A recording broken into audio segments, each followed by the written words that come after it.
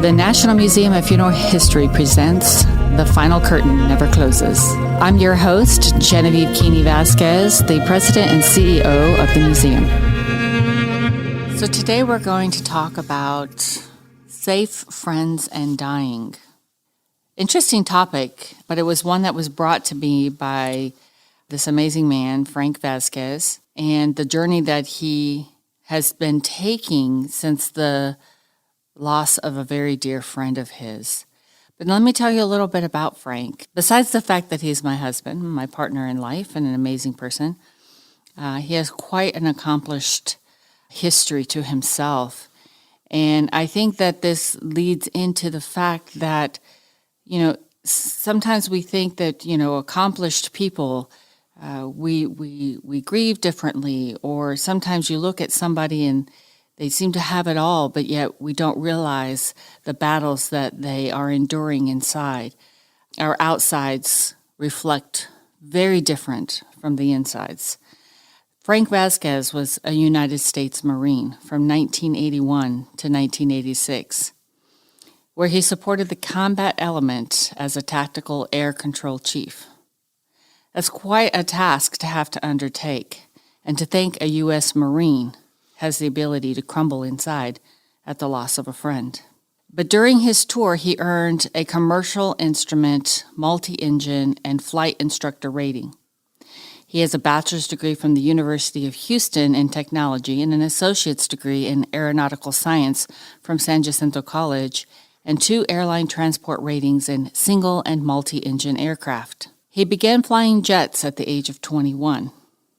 He was an aviation manager and chief pilot for Frank's International, which is the 4th largest private-owned company in the U.S. And he flew the Citation 650 corporate jet domestically and internationally for Frank's International. His duties, believe it or not, included flying Bush 41 and his family for 17 years.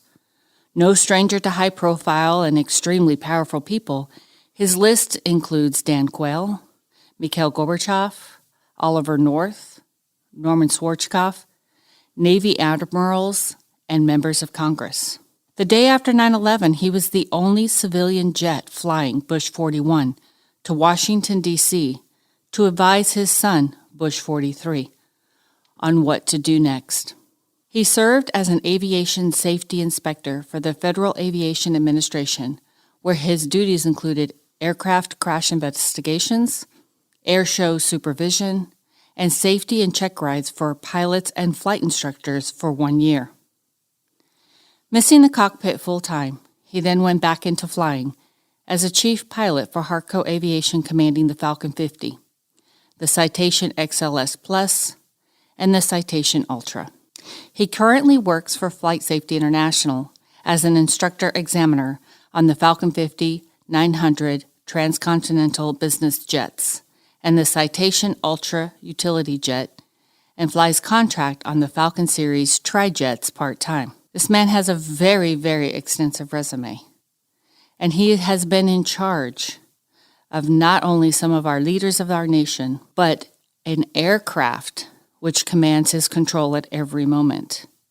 So how is it that someone who's so polished, so versed in commanding the instrumentation of what we call a ballistic missile in the air can crumble so easily at the death of a friend? Again, like I said in the beginning, sometimes we look at people and we think they're unbreakable. They're built of steel, and there's nothing that can shake them from their platform. So it is my honor today to introduce to you Frank Vazquez as he tells us of his journey and when his armor was penetrated. Thank you, my love, and happy anniversary. Oh, thank you. Happy anniversary. This is the first time we met. Yes. At about 2 p.m. Yes, and here we are. Unfortunately, talking about a friend who was there for you before I was. Yeah. Mm-hmm. Yeah, I'll just leave his name as Tim, and that's it. Sure. So he was a safe friend. And what I define by that is most men don't have friends. They just have acquaintances. And if you think I'm kidding you, look at the suicide rates. They're off the charts. COVID had nothing on men's suicide. Nothing. Compared to women, it's a joke because they have nowhere to turn and no one to talk to, and the examples that we have in the media for men are ridiculous. You're either a bumbling idiot, like Ted Bundy, or you're a man with no feelings, no heart, like Rambo, and you kill everything you don't like. It's an abomination of what men are. You don't have feelings or you can't think. So we have no guidance. And we're brought up in a world now where you go to school and all day you're exposed to women. You don't get to see men until maybe you go into the military or you're involved in sports. And not many people do that. Not many guys do that. I was in a seminar one time where they asked 350 men, if you had suicidal thoughts where you wanted to shoot yourself in the head at 3 a.m, is there anybody you can call before you do that? And nobody rose their hand. Not a single man rose his hand.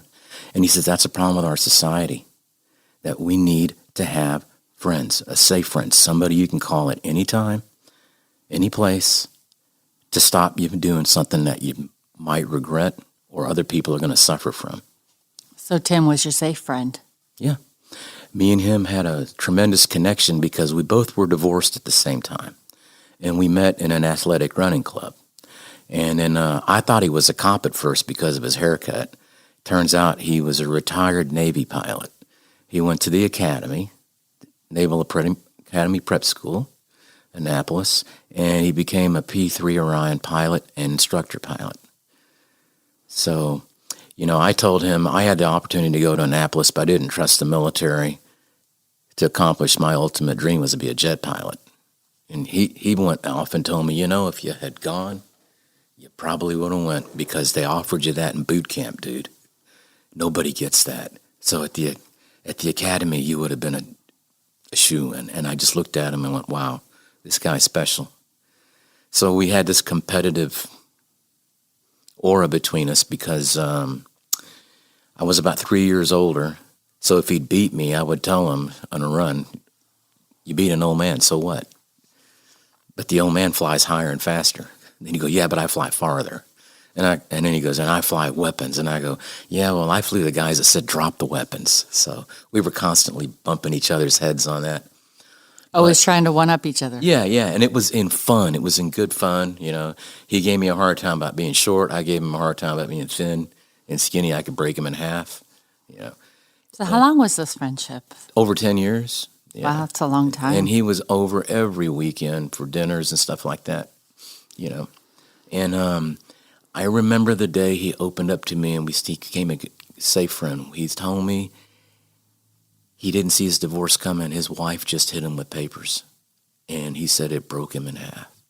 And I could see the pain coming out. For a few moments there, he just opened his chest and spewed these words and these feelings out like a cannon ejecting a projectile. So, then I told him about my issues with my friend, with my former divorce.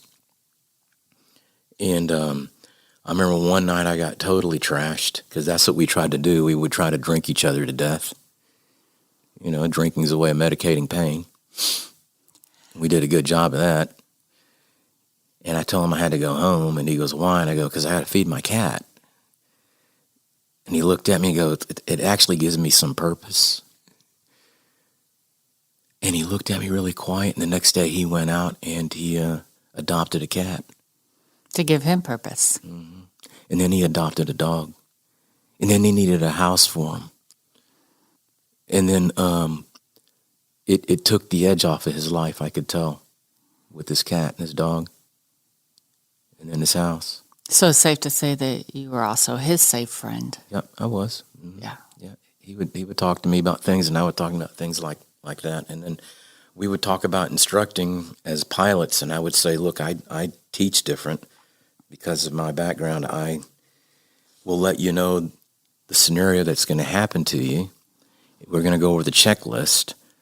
We're going to run through it in the simulator, and then you're going to learn something instead of me just hitting you with the shock and awe where you won't learn anything. All you're trying to do is get the airplane on the ground. And I remember Tim looked at me and he goes, you know, in the Navy, we don't do that. We just hit you with shock and awe, and we call that perpetuating hate because somebody did it to you, so we're going to do it to the next round of guys. And he goes, that's pretty awesome, man. He goes, you'll actually save lives doing that.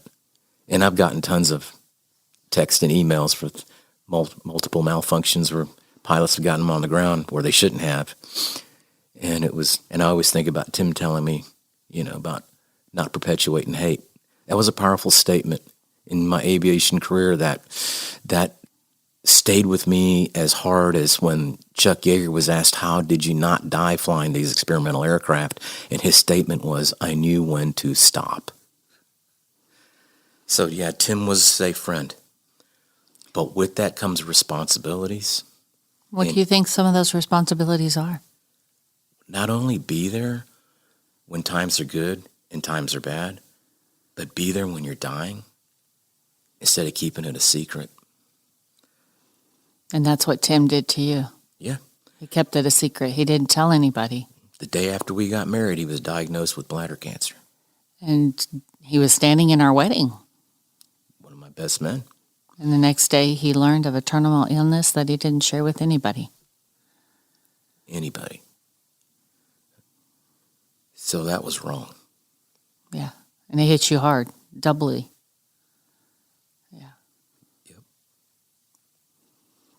So to kind of set the stage, I'm a palliative nurse at the VA Medical Center here in Houston. And we just had Tim over to our house not but 4 months ago for a going away party of Frank's son, Jet. We had a wonderful party. Everyone was in laughter, eating great food, and sharing the friendship as if nothing has changed. It was a big Go Navy party for Jet, and I had other Navy officers that were there that were pilots, you know. We're a military family, so, you know, military families, we all kind of come together and celebrate the comings and goings of our comrades, our children, and celebrate that they're off to serve our country. And, you know, interesting enough, you were showing me there was a video you created of that day for your son. Yeah, yep. Tim was walking up the driveway with all my Mustang buddies, so we had Mustangs from 69 to 73 up the driveway, and Tim's walking up it looking at him like it's a car show. And in the background of this reel that I made on Facebook, the music I was using was from Kansas, Carry On My Wayward Son. And later on, after he passed away, I watched the video, and what I heard in the lyrics were unbelievable. My charade is the event of the season, and if I claim to be a wise man, it surely means that I don't know. On a stormy sea of moving emotion, tossed about like a ship on the ocean, I set a course for winds of fortune, but I hear the voices say, there'll be peace when you are done. Lay your weary head to rest. Don't you cry no more. Man, was he sick. When I saw him at that hospital, man, was he sick. I still remember him begging you for more morphine and more anti-anxiety medicine because he couldn't breathe because the tumor was pushing down on his esophagus. And you just said, I can't give you any more, baby. I held his hand for 3 straight hours, and I leaned in his ear and I said, you're not going to die alone. Marines don't let you die on the beach by yourself. And he just looked at me and just blinked his eye because he couldn't hardly talk anymore. It was the struggle to breathe, you know. But the way you found out was just deplorable. You go to work at the palliative unit and you call me. And you sound like you've been in a car wreck. I thought you were because all you kept saying was Tim. Tim. What's his last name? I won't say that to protect it, but no, but I was asking you what his last name was because I opened the door and I there was a moment of familiarity, and there's nothing worse than when you're going. It's hard enough to work in a palliative unit with people who are dying every day. But it's a career that I have chosen because I'm very passionate about it. And when you are on your last days, it's important to have people who are very compassionate and empathetic with what you're going through and are able to help the families understand what they're going through. But there's something that there's no words for when you open a door to do your rounds and learn of the patient that you are now going to be caring for the next 8 hours, and realize that there's familiarity in the room. And it hit me like a freight train. I looked at the patient and I thought, wow, I know that guy. Why do I know that guy? And then my vision immediately began panning the room of the family members inside, and I recognized the lady. And in that moment, I was in shock and awe, and it was crazy because I could not recall names. And then I looked at the name on the door, and for some reason, things weren't adding up in those milliseconds. And I immediately tried calling you. And if anyone's ever tried to call somebody when you're in a moment of panic, for some reason, the phone just doesn't work right. I was in the simulator. And I couldn't get the phone to dial out for some weird reason. I couldn't get the buttons. I couldn't get the screen to cooperate. We fumble our phones so naturally, but when those moments of panic happen, the naturalism of functioning of that phone just doesn't happen. And I remember struggling to call you, and at the same time trying to put together my thought process, and it wasn't working. And that's why I sounded like I was in a car accident, because I had just been hit by a freight train. Yeah. And you got to remember, 4 months ago, he was at our party, and walking up the driveway. And less than a year, he was at our wedding. Yes. And dancing. So we're talking about the responsibility of a safe friend who you pour your heart out during life, and you share so many tragedies of life, the ups and the downs. And in this one moment, when you're at your worst, your friend doesn't share with you that he's terminal and that he's dying. And we had to find out in a very untraditional way. And I felt responsible in having to break that news to you, as I felt it should have been his responsibility as your safe friend. He had the opportunity at the party because I saw the device on his waist with a hose. And I asked him, what the hell is that? And he said he had a urinary tract infection. He could have pulled me off and told me that I was diagnosed with cancer. I mean, there's nothing I probably could have done except hung out with him more. And it's interesting because within days he was gone. I mean, it went so fast. Yeah. I remember I was in that simulator and I was on day 3 with the intensity of training. And I was useless after that, just absolutely useless. Went straight to the VA. And when I saw him, I just could not believe what was left of him. Cancer had disassembled him. Mm-hmm. It had taken him apart. He couldn't even talk. And now his passing and the void that he has left you has also affected you and disassembled you. So can you reflect more on that? Sure. It's easy. I asked him, can I take care of your cat? And he goes, when he passed away. And I go, well, how about your dog? I'll take care of your dog for you. He goes, Coda passed away too. Then he looked at me and he said, it's been a banner year because we know within hours he was going to die. Mm-hmm. And he did, like 72 hours later. And I just retracted from everybody, from you. You noticed it first. Mm-hmm. Your friends? My friends, yep. I didn't realize I was doing it. I got so burned from that it just pulled me back from reaching out anymore. And if it wasn't for you recognizing it, I probably would have never recognized it. And recognizing it is half the battle. And, it's called the 5 stages of grief. Yeah. And, they're never in textbook order, the 5 stages of grief by Kubler-Ross. We have them in a different, I think it's all depending upon when death enters your life. If, you weren't given the time to go through the beginning stages, you weren't able to be to have the bargaining aspect of it, or the denial aspect of it, because it's like you found out and then he was gone, so you immediately had to deal with it. But I have seen the anger phase, the withdrawal phase of you withdrawing from family, from friends. So do you feel now that you're starting to recover from it, or is this still having a profound effect upon you? I won't ever recover from it. And it'll always have an effect on me. I've learned something in my 20s, my 30s, my 40s, my 50s.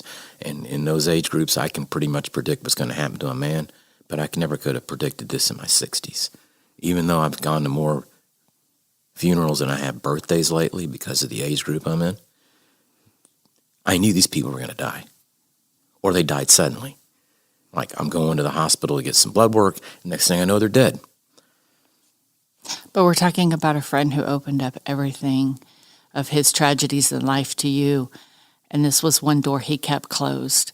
And so, of course, it's going to have a profound ripple effect upon you for the rest of your life. And I'm sorry that it had happened to you, but I think it's important for our listeners to understand that tragedy happens in so many different ways. And it's how do we overcome those tragedies? And whether you're male or female, it still affects us profoundly. And it's important that we are able to reach out to other people, and it's important for people to recognize when somebody might be caught up in these grief cycles or one of these grief phases.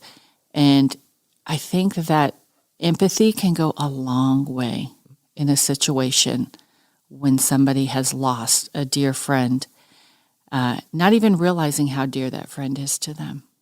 Well, you were my safe friend during that because you didn't let me drive alone to Pensacola for his military funeral. You could have. You had plenty of work to do. But you put that aside and went with me to make sure that I handled it well. And I did. But it's the post Yeah, so that you're not handling well. So don't forget, your wife can be a safe friend too. Yes.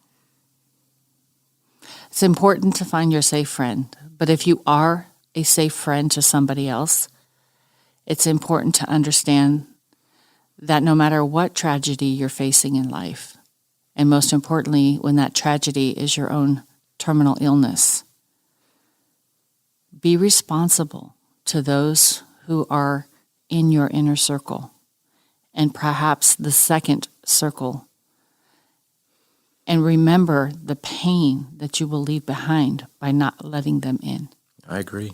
I know he was scared because he would, even when he was having a hard time breathing and he let go of my hand, the minute he'd get his breath back, he'd hold my hand. He'd reach out and hold my hand. I could have done that a lot more. Yeah. I could have done that by just sitting next to him watching TV. I could have done it by just, sipping water instead of a beer. I don't care. He could have done a lot of things before he went. And I know it's easy for us to say versus do. And if we take the side of the dying person, I can respect the fact that they want to withdraw from everybody because they're trying to protect them from that pain. Yeah. But I think by protecting them from the pain, you're causing greater harm than allowing them to be part of the process. I agree. You need to include your safe friend in that process when you get diagnosed, if you have time. Yes, if you do. So, and I always like to tell people that if you, as hard as it is to hold the hand of a dying loved one, a dying family member, or a dying friend, always remember how lucky you are to be able to hold their hand and be there in their last moments. Oh, it was an honor. Everybody else would just stand around and look at him. I had no problems holding him. I had no problems hugging him. I had no problems kissing him on the forehead. And he didn't look like the kind of person you wanted to approach and touch, trust me. It was horrible what had happened to him. Yeah. Terminal illness will change us all, as does death. Well, Frank, again, thank you for being here. It's hard, the subject that we have to discuss, but I think that it will resonate with many of our listeners who might be going through some of their own trials and tribulations and their own darkest days in having to face the realities of telling their family and friends that their time is near. Thank you. Thank you for joining me today on this podcast, and I hope that you will share this episode and our future episodes with family and friends. We look forward to any feedback you have to offer by giving us a review on Apple or Spotify, and we hope that you will join us for a virtual tour at www.nmfh.org. And always remember, any day above ground is a good one.